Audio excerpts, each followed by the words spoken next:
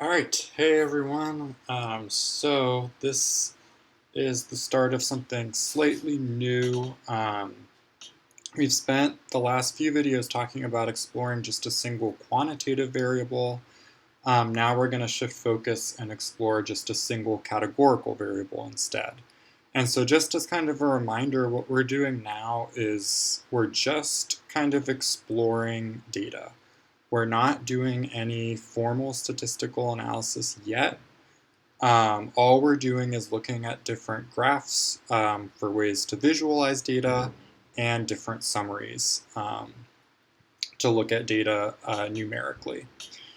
And so let's keep on using our data set on these 2010 baseball players, but now let's add in the pitchers. And so remember, those were removed at the very beginning, so we were just looking at players that weren't pitchers and looking at their home runs. And so after we add in pitchers, there are 1,199 players in the data set. And so one categorical variable that we can explore is this position variable. And so this is what position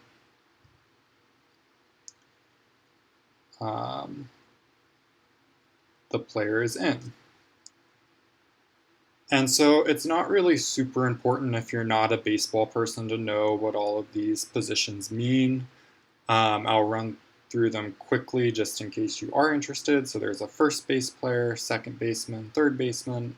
There's outfielders, shortstops, designated hitters, catchers, and pitchers. And then this means that the position wasn't recorded, so we're not really sure what these people are over here. And so the graph that we're using to visualize this is just a bar plot. It has a y-axis of count and an x-axis is our variable of interest. And so we could just see that there are about 70 first basemen, about 70 second basemen, 70 third basemen, about 225 outfielders, etc. So all it does is let us see how many different players are in these different positions.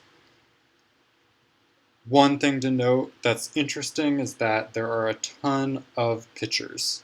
And so that's kind of true in Major League Baseball, that a ton of the players are pitchers because they have to switch them out so often to kind of rest their arms. So that's kind of something interesting that we can see from this graph. All right, and so a caution here is that we might be tempted to describe like the shape like we did with histograms. And so we might be tempted to say that like, oh, this looks like it's left skewed because it has this long left tail. That's not accurate though.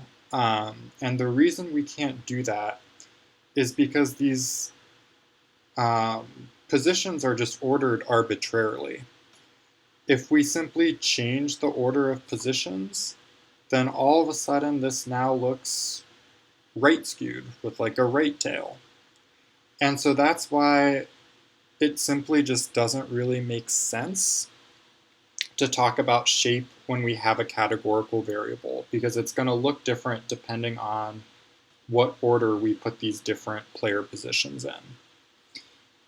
And so what happens when we switch the order? Well, then we get a completely different shape. And so then we just want to say something like, all right, well, since ordering the categories is completely arbitrary,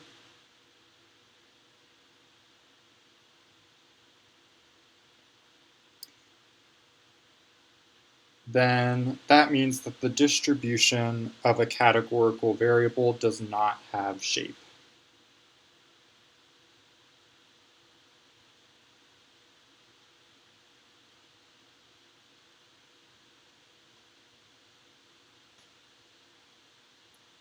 All right.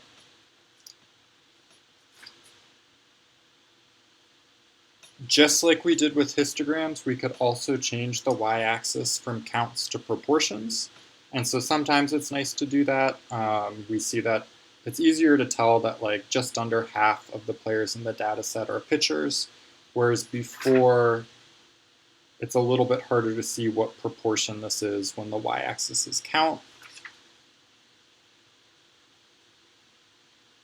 And then finally, we can make a table that has these counts and proportions. And so this is typically the form that you would see like a summary table for a single categorical variable. We see the different counts, so there's 71 third basemen, 226 outfielders, etc. And then these proportions are just calculated as the count divided by the sample size, which was 1199. And so you could do that for each of these to get the proportions. All right, so that's really it for a single categorical variable. It's probably the simplest possible case. We're not even going to have a handout on this, and we're just going to jump to some more interesting settings. So as always, though, definitely let me know if you have any questions.